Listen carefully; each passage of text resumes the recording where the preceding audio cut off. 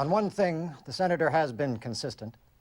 Often operating as a one-man committee, he has traveled far, interviewed many, terrorized some, accused civilian and military leaders of the past administration of a great conspiracy to turn over the country to communism.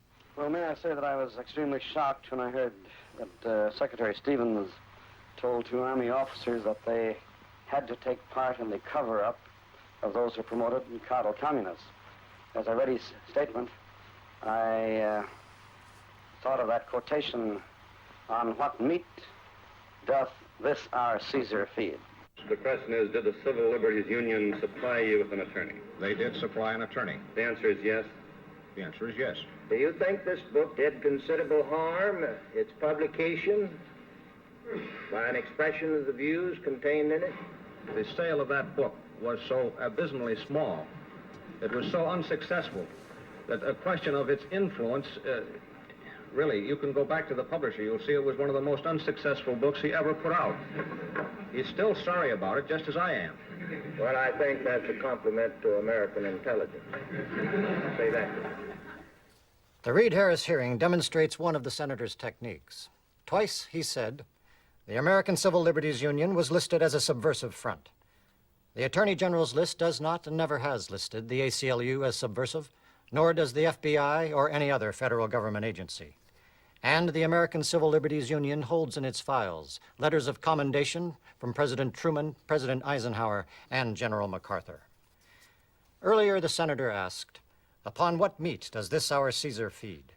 Had he looked 3 lines earlier in Shakespeare's Caesar, he would have found this line, which is not altogether inappropriate.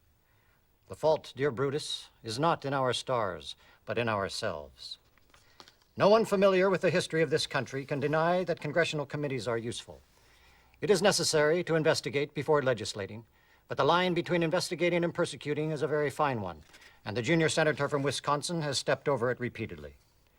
We must not confuse dissent with disloyalty. We must remember always that accusation is not proof, and that conviction depends upon evidence and due process of law. We will not walk in fear one of another. We will not be driven by fear into an age of unreason if we dig deep in our history and our doctrine. And remember that we are not descended from fearful men, not from men who feared to write, to associate, to speak, and to defend the causes that were for the moment unpopular.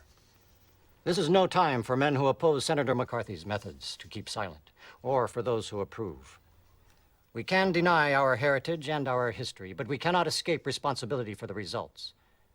We proclaim ourselves, indeed, as we are, the defenders of freedom wherever it continues to exist in the world, but we cannot defend freedom abroad by deserting it at home.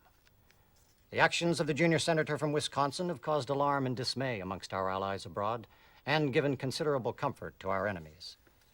And whose fault is that? Not really his. He didn't create this situation of fear. He merely exploited it, and rather successfully. Cassius was right. The fault, dear Brutus, is not in our stars, but in ourselves. Good night, and good luck.